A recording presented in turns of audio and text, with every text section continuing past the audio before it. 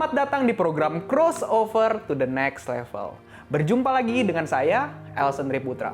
Pada hari ini kita akan berbincang-bincang mengenai kisah Yesus dan Thomas. Bersama saya telah hadir Pendeta Mulyono Zakaria dan langsung saja kita simak talk show berikut ini. Selamat datang, Det, di program Crossover. Ya. Hari ini kita akan bincang-bincang kisah Yesus dan Thomas. Ya. Nah, jadi waktu itu ketika Yesus menampakkan diri pertama kali kepada murid-muridnya di Galilea, kok bisa sih waktu itu Thomas gak ikut? Iya. Yang pertama-tama Yesus menampakkan diri kepada Maria Magdalena, ya. Iya. Lalu waktu kepada murid-muridnya, saat itu Thomas tidak ada. Nah, kecenderungan orang melihat kok Thomasnya nggak ada. Padahal kalau kita mau perhatikan, murid Yesus kan 12 orang, Iya. kurangin Yudas Iskariot, jadi tinggal 11. Nah, dari 11, di dalam ruangan itu ada 10 murid Yesus. Iya. Artinya yang ada di luar itu satu dibandingkan yang di dalam itu 1:10. Nah, ini kecenderungan orang selalu melihat yang nggak ada siapa di situ. Iya, iya. Thomas nggak ada. Nah, kita jangan menjudge, ya, jangan menghakimi Thomas, ya. Kita tidak tahu, Alkitab tidak mencatat dia tidak ada di situ karena apa. Artinya yang dia lakukan nggak berbahaya atau bukan meninggalkan Yesus, bukan karena apa-apalah.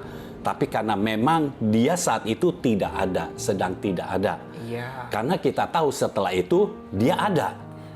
Kecuali kalau dia tidak ada dan seterusnya dia tidak ada. Ya. Jadi kita kalau melihat kejadian, kita lihat jangan sampai sesuatu kesalahan orang itu sepertinya langsung di blow up, langsung besar gitu. Iya, iya. Padahal kita tahu Thomas itu mengikut Yesus sudah lama, dan Thomas itu ketika Yesus mau ke tempat Lazarus, Thomas itu yang berkata kepada rekan-rekan yang lain, ayo kita kembali bersama dengan Yesus dan kita mati bersama-sama dengan Yesus. Iya. Artinya dia ini orang yang setia, bahkan dia setia sampai mati. Ya. Nah, kalau dalam keadaan waktu Yesus datang, Thomasnya sedang tidak ada, saya melihatnya berbeda. Bukan masalahnya pada Thomasnya, tetapi saya lebih melihat kepada Yesus. Karena Yesus mau datang kepada murid-muridnya sebelum ada Thomas. Iya. Jadi Yesus datang karena Yesus tahu siapa Thomas, orangnya seperti apa. Jadi dia datang dulu kepada murid-muridnya yang lain. Waktu dia menampakkan diri, makanya Yesus katakan damai sejahtera bagi kamu. Supaya apa? Supaya mereka yang sedang dalam ketakutan ini, mereka itu mendapatkan damai sejahtera dari Tuhan. Iya. Yesus menampakkan diri dan 10 orang murid ini, jadi begitu melihat Yesus, mereka seperti ada kehidupan yang baru. Seperti ada sesuatu yang baru. Jadi perlu diyakinkan dulu orang-orang yang begitu melihat Yesus langsung percaya. Iya. Jadi saya melihatnya justru ini bukan masalah pada Thomasnya, tetapi lebih kepada karena Yesus memang mau menampakkan diri kepada murid-muridnya pada saat Thomas tidak ada. Jadi memang Yesus yang mau ya, Det? Iya, karena kita tahu Yesus tahu Thomas Iya. itu seperti apa. Jadi dia membuat murid-muridnya itu percaya. Iya. Ya. Dia langsung menunjukkan tangannya, dia langsung menunjukkan lambungnya. Nah, jadi murid-murid itu yang tadinya ada dalam ketakutan jadi bersukacita. Yes. Ya. Jadi kalau saya melihatnya lebih kepada Yesus yang memang mau menampakkan diri kepada murid-muridnya saat Thomas tidak ada. Iya, iya. Karena kalau Thomas ada, ini mungkin bisa berbeda nih. Karena pada saat itu mereka sedang ketakutan. Yang Yesus perlukan adalah Yesus memberikan damai sejahtera bagi mereka.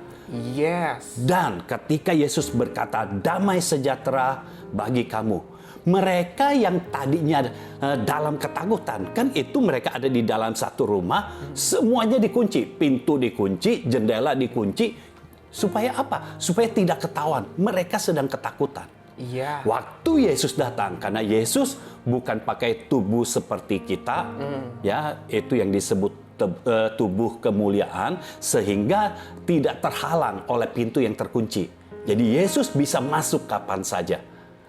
Artinya begini, pada saat Yesus mau masuk ke situ, Yesus sudah tahu di situ Thomas tidak ada, dan Yesus tetap mau masuk. Iya. Ya, Iya. jadi saya lebih melihat yang begitu.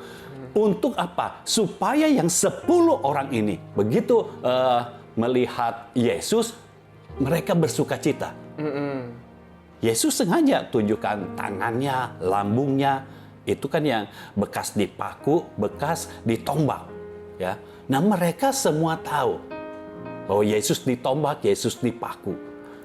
Ya, tetapi untuk Thomas ini tidak bisa hanya sekedar menunjukkan seperti itu, nggak bisa, agak beda. Jadi percayalah, Tuhan sangat tahu sifat kita seperti apa, karakter kita seperti apa. Iya. Itu sebabnya Yesus memperlakukan murid-muridnya secara berbeda. Yes. Ya. Untuk saat yang seperti ini, dia memperlakukan Thomas secara berbeda. Tetapi untuk waktu dia mau ditangkap, dia memperlakukan Petrus secara berbeda. Iya. Karena supaya Petrus bertobat. Dan waktu di dalam perjamuan malam, ya, perjamuan malam itu dia memperlakukan, Yesus memperlakukan Yudas Iskariot secara berbeda. Iya. Jadi memang Yesus suka memperlakukan seperti itu sesuai dengan karakter masing-masing muridnya, supaya apa? Supaya murid-muridnya itu kembali lagi. Yes. Ya, bertobat lagi. Nah, pada saat Yesus datang, akhirnya 10 orang ini bersuka cita. Iya. Karena 10 orang ini bersuka cita, mereka sudah melihat Yesus. Artinya, kalau ada Thomas, nanti sudah lebih mudah. Bisa bayangkan ketika Yesus datang, lalu langsung ada Thomas. Ketika murid-murid bersuka cita, Thomas berkata, nanti dulu. Iya. Ini siapa? Ya, kita harus tahu dulu. Wah, itu jadi damai sejahtera yang tadinya ada, tiba-tiba langsung seret, wah, bisa hilang. Nah, Yesus sangat tahu apa yang harus dilakukannya. Iya. Itu sebabnya dia datang terlebih dahulu kepada murid-muridnya pada saat Thomasnya tidak ada. Yes, yes. Nah, tapi kenapa sih kok Thomas tuh bisa sangat tidak percaya sampai dia tuh harus bilang, saya mau lihat dulu bekas paku dari tangan Yesus, dan saya mau mencucukkannya juga. Saya mau lihat juga bekas luka di lambung Yesus dan mau mencucukkannya juga. Kenapa Thomas bisa sangat tidak percaya, Dep? Iya, ini yang tadi saya katakan, Yesus sangat mengenal murid-muridnya. Thomas ini tipe orang yang mau lihat bukti dulu, Iya. baru dia percaya. Iya. Ya, dia mau lihat bukti, mana buktinya? Ya, mana buktinya? Itu seperti pada saat Yesus berkata, "Akulah jalan dan kebenaran dan hidup." Ya, lalu Yesus berkata, "Kamu tahu kemana aku pergi?" Tapi Thomas berkata, "Tuhan, Engkau tidak menunjukkannya kepada kami, bagaimana kami tahu?" Iya. Jadi dia perlu sesuatu yang jelas, yang gamblang, baru dia bisa percaya. Dan ini luar biasanya Tuhan kita. Thomas yang seperti itu, oke. Thomas mau seperti itu, oke. Yesus datang kembali, ya, menampakkan diri kepada murid-muridnya, dan kali ini Thomasnya ada. Iya. Tetapi perhatikan, waktu Thomas ada dan Yesus menampakkan diri, isi ruangan itu sudah dipenuhi dengan sukacita. Yes. Sudah dipenuhi dengan damai sejahtera. Iya. Karena murid-muridnya sudah tahu bahwa ini adalah Yesus yang sudah bangkit. Dan benar-benar Yesus ini sudah bangkit. Jadi Yesus datang pada saat yang kedua kali itu kepada murid-muridnya dan ada Thomas di situ. Itu suasana di situ tetap nggak berubah. Iya. Hanya Thomas yang langsung berkata, sebelum aku melihat, ya sebelum Yesus datang, murid-muridnya udah cerita, kami melihat Tuhan. Thomas yang berkata, sebelum aku melihat bekas paku, ya. Jadi kalau orang dipaku di tangan pasti ada bekasnya, ya. Iya. Bekas paku pada tangannya. Dan sebelum aku mencucukkan, artinya dia memasukkan tangannya atau jarinya ke dalam bekas paku itu. Jadi kan kalau dipaku, pakunya itu pasti besar karena ini harus menggantungkan. Iya. Besar berarti berlubang. Jadi Thomas tuh saking dia mau buktinya. Kalau ini benar Yesus, Yesus kan dipaku. Iya. Kalau dipaku, artinya tangannya berlubang. Ya, jadi dia mau masukkan jarinya ke dalam lubang yang bekas paku itu. Iya. Lalu kemudian dia mau mencucukkan tangannya. Jadi jarinya ke bekas paku, tangannya ke dalam lambungnya. Jadi dia berkata, aku tidak akan percaya. Nah, masalahnya kenapa kok dia bisa sampai nggak percaya begitu? Iya. Padahal Yesus sudah bersama-sama dengan dia. Karena ini masalah pengharapannya. Semua murid Yesus, ya, semua murid Yesus berharap Yesus itu menjadi raja. Iya. Tetapi ternyata Yesus ditangkap dan tidak bisa melawan. Bukan tidak bisa melawan. Yesus tidak melawan. Iya. Yesus membiarkan dirinya ditangkap, diolok-olok, dipukul, dianiaya, ditindas. Sampai menderita, harus pikul salib. Kan waktu Yesus pikul salib, semua orang melihat yang ada di situ. Karena itu kan di jalanan. Bukannya langsung di Bukit Golgota. Kan harus jalan. Dari tempat Pilatus, harus jalan ke Bukit Golgota. Dan itu jalanannya kan nanjak, naik. Ya. Semua orang melihat, termasuk murid-murid Yesus. Iya. Melihat. Dan Thomas melihat, waktu di Bukit Golgota, Yesus dipaku. Nah, dia mau lihat buktinya itu. Kalau memang Yesus, pasti cuma ada satu orang yang tangannya bekas dipaku. Karena yang lain tidak ada. Iya. Karena semua yang disalib sudah mati. Tidak ada yang hidup lagi. Ya, tujuan di salib itu kan salibnya sampai mati. Tidak berapa lama, oh iya digantung saja sehari. Kalau sehari tidak mati ya sudah bebas. Enggak begitu. Tapi disalib terus sampai mati. Ya. Nah, Thomas tahu ini. Jadi dia mau buktinya. Dia berkata seperti itu. Nah, waktu Yesus datang yang kedua kalinya, Yesus langsung berkata, Thomas, langsung panggil Thomas, Thomas, sekarang lihatlah, ini tanganku, ayo masukkan jarimu. Benar-benar Thomas masuk. Iya. Terus Yesus perlihatkan lambungnya. Jadi itu benar-benar tubuh Yesus, tangannya berlubang yang bekas paku, lambungnya berlubang yang ditombak. Jadi itu terlihat. Iya. Dan Thomas benar-benar bisa merasakannya. Tangan yang berlubang itu. Lambung yang berlubang itu. Dia bisa melihat dan merasakannya. Itu sebabnya setelah itu dia berkata, ya Tuhanku dan Allahku. Dia percaya. Nah, Tuhan akan melakukan segala sesuatu untuk membuat orang-orang yang tadinya percaya untuk kembali percaya lagi.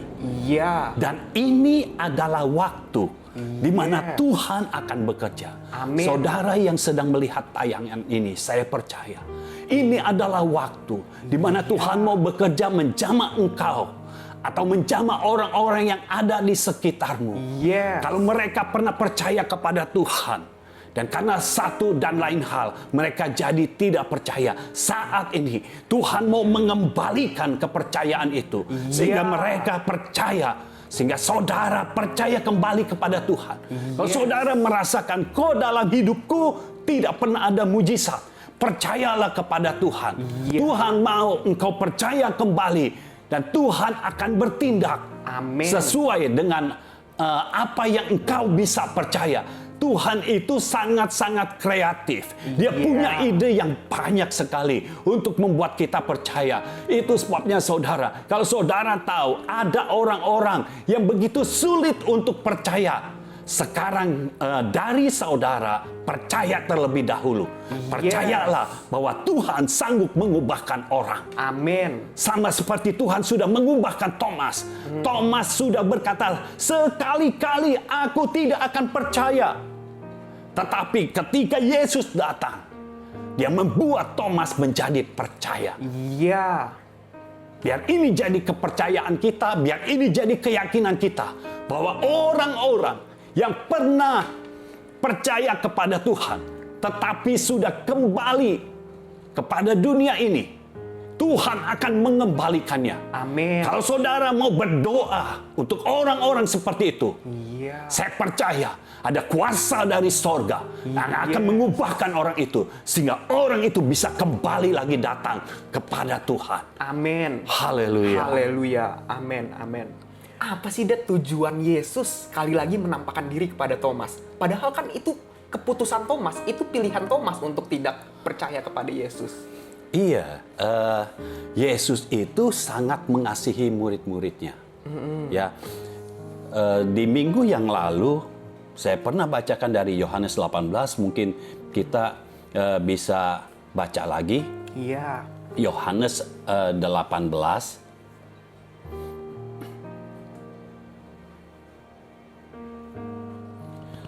Ayat 8 dan ayat 9. Jawab Yesus, telah kukatakan kepadamu, akulah dia. Jika aku yang kamu cari, biarkanlah mereka ini pergi. Demikianlah hendaknya supaya genaplah firman yang telah dikatakannya. Dari mereka yang engkau serahkan kepadaku, tidak seorang pun yang kubiarkan binasa. Iya. Jadi Yesus tidak mau satu orang pun dari murid-muridnya binasa. Termasuk Thomas ini. Bahkan Yudas Iskariot pun, Yesus tidak mau Yudas Iskariot binasa. Itu sebabnya Yesus sudah memperingatkan terus Yudas Iskariot. Tetapi untuk Thomas, ya, Yesus kan tidak mau Thomas binasa. Karena binasa itu bukan artinya mati secara lahiriah. Binasa itu kalau mereka putus hubungan dengan Tuhan, artinya mereka binasa. Nah, Thomas ini seperti memutus hubungannya dengan Yesus. Karena dia sudah berkata, aku tidak percaya. Nah, Yesus mau menampakkan diri kembali. Ya. Supaya apa? Supaya Thomas itu tidak binasa. Yesus kan mengasihi murid-muridnya. Semua murid-muridnya. Jadi sama seperti ketika Yesus menampakkan diri kepada Petrus. Kepada Petrus, dia secara khusus dia berkata kepada Petrus, padahal di situ ada murid-murid yang lain, tapi secara khusus dia bertanya kepada Petrus. Jadi masing-masing murid, Yesus tahu caranya bagaimana untuk mempertobatkan mereka. Nah, sekarang giliran Thomas, Yesus tahu kalau dia datang di awal, ya, dan Thomas ada di situ, murid-muridnya ada dan Thomas ada di situ, maka Thomas ini yang akan membuat kepercayaan yang lainnya menjadi ragu-ragu. Ya, makanya Yesus perlu membuat yang 10 orang percaya terlebih dahulu. Percaya, sudah ada keyakinan, baru Thomas ada. Ketika Thomas sudah datang, Yesus datang, menampakkan diri. Jadi dalam hal ini Thomas diperlakukan secara khusus. Nah, kalau kita melihat ya, ada orang-orang yang diperlakukan secara khusus oleh Tuhan, kita tuh jangan iri. Ya, kita jangan iri. Kenapa?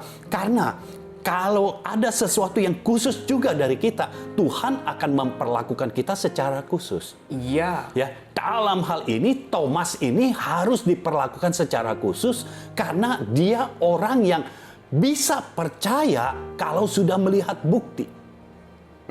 Karena Roh Kudus belum dicurahkan. Kalau Roh Kudus sudah dicurahkan, mereka sudah penuh dengan Roh Kudus, nah itu ada Roh Kudus yang menuntun mereka. Yes. Ya, tapi saat ini karena Roh Kudus belum dicurahkan, Yesus datang mempertobatkan Thomas.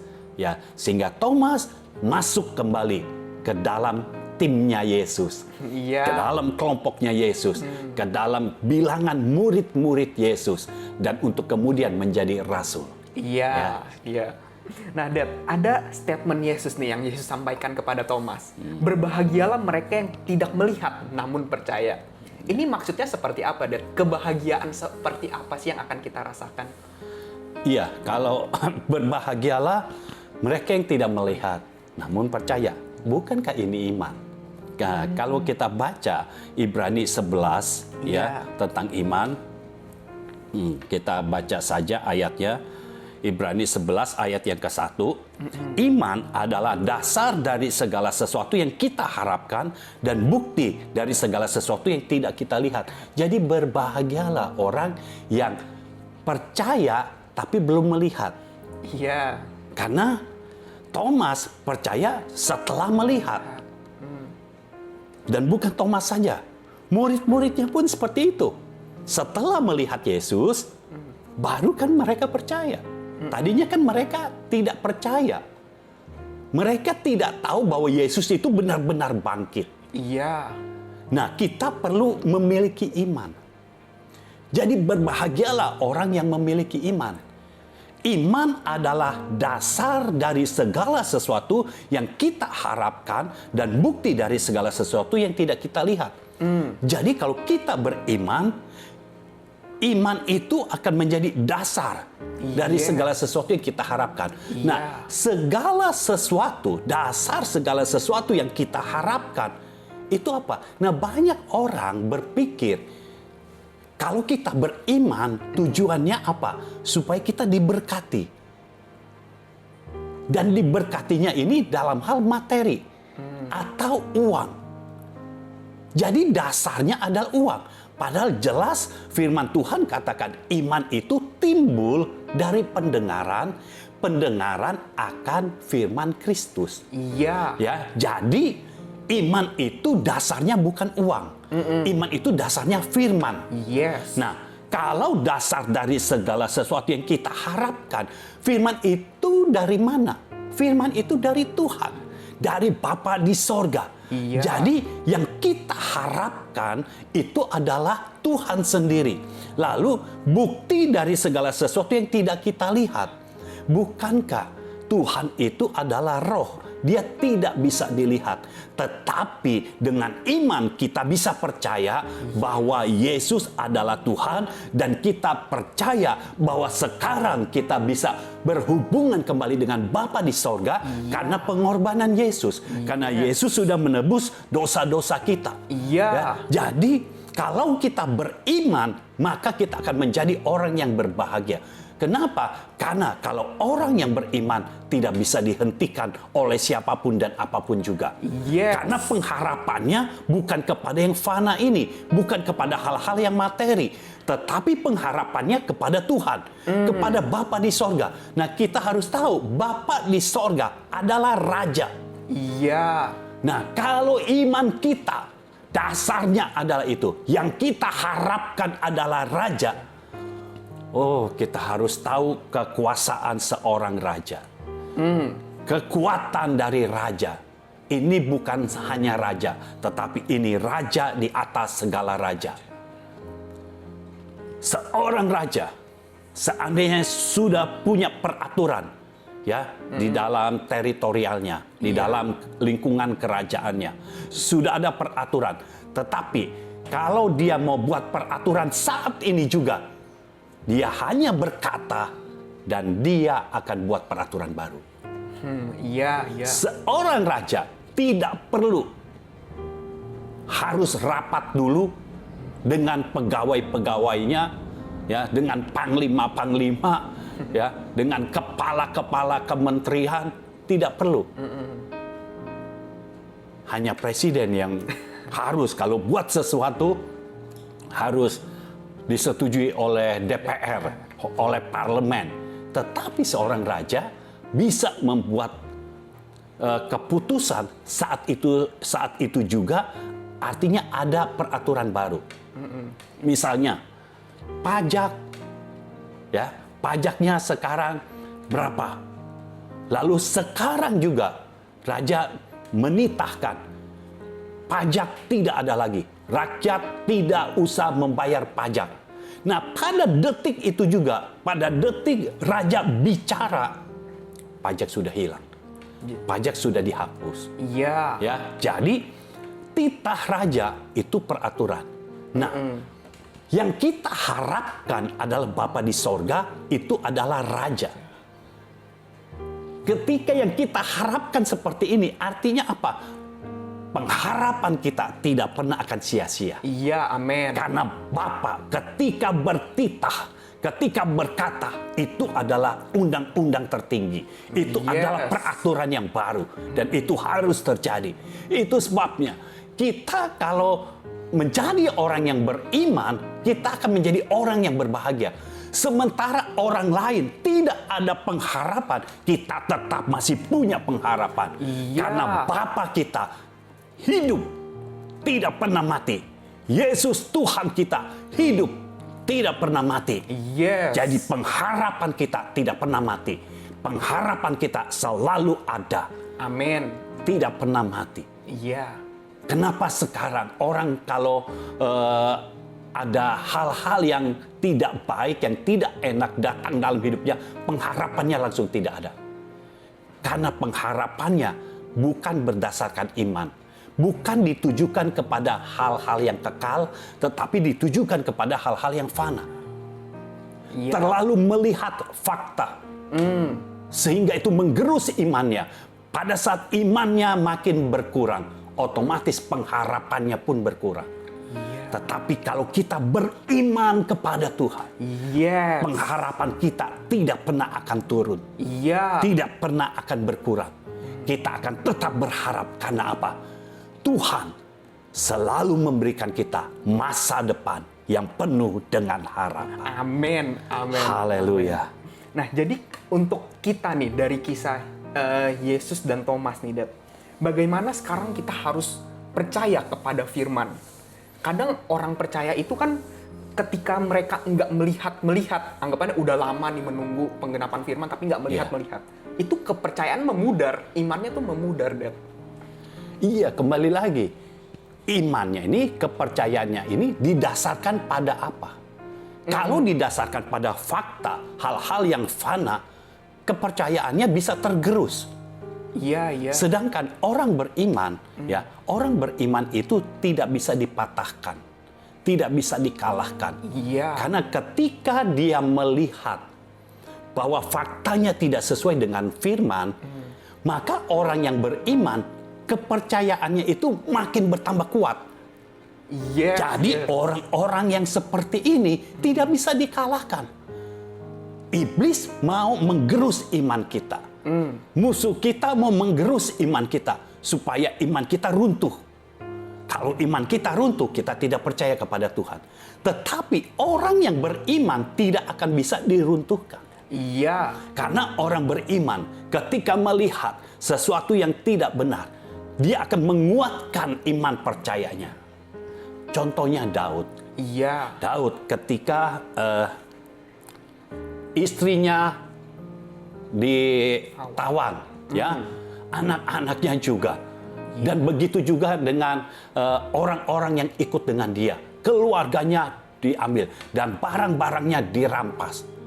Lalu apa yang Daud lakukan? Daud menguatkan iman percayanya kepada Tuhan. Dengar, firman Tuhan katakan Daud menguatkan kepercayaannya. Artinya dia punya kepercayaannya. Nah, saya berharap yang mendengar, saudara yang mendengar dan melihat tayangan ini, Iya. saudara bisa mengerti. Ketika Alkitab mencatat Daud menguatkan kepercayaannya, artinya Daud masih punya percaya.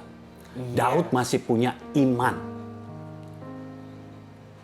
Ini artinya sama seperti kita. Ketika ada masalah datang yang sepertinya besar, ingat, ada satu modal kita yang tidak bisa dirampas oleh musuh, Iya. yaitu iman percaya kita. Yes. Iman percaya kita itu tidak bisa diambil. Orang bisa menakut-nakuti kita, tetapi kalau kita memilih untuk tetap beriman, kita akan tetap beriman. Iya. Daud menguatkan kepercayaannya kepada Tuhan.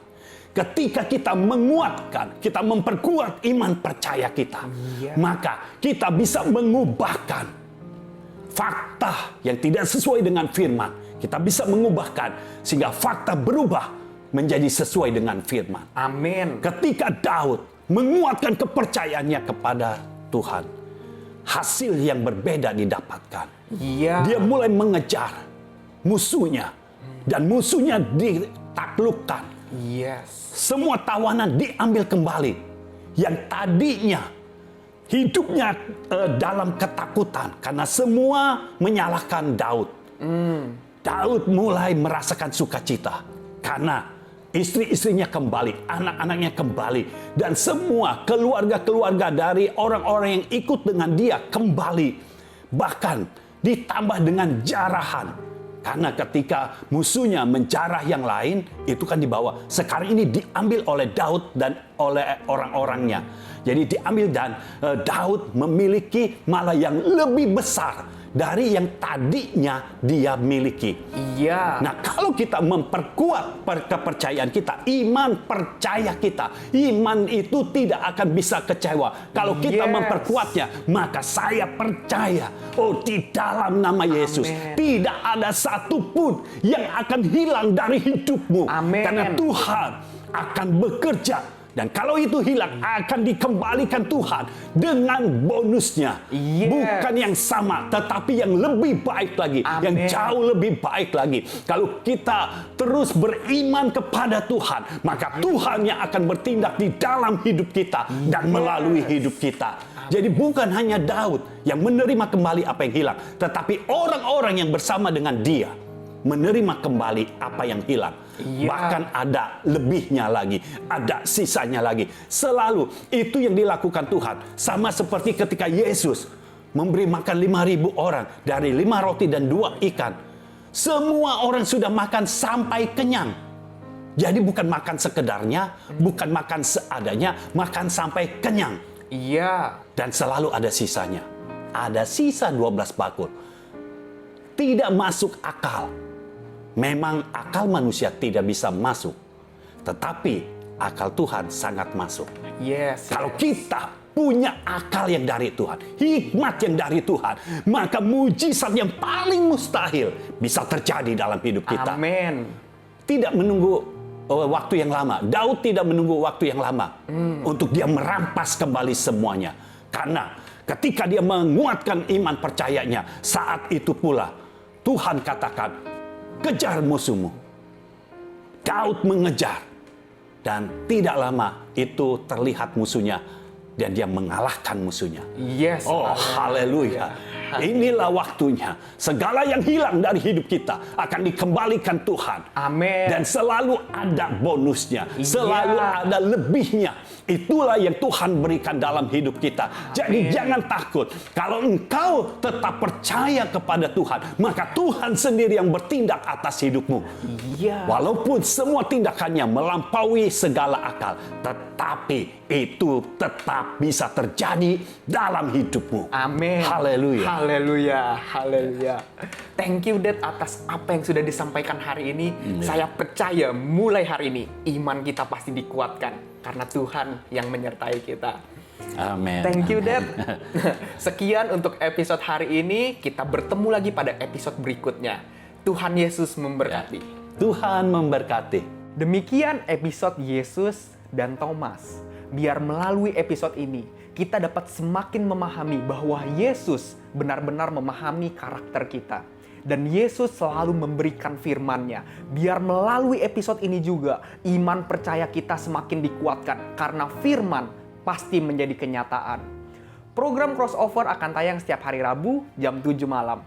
Saudara dapat klik like dan subscribe channel YouTube Melono Zakaria. Dan jangan lupa juga nyalakan loncengnya. Saya, Elson Triputra, kita berjumpa pada episode yang berikutnya.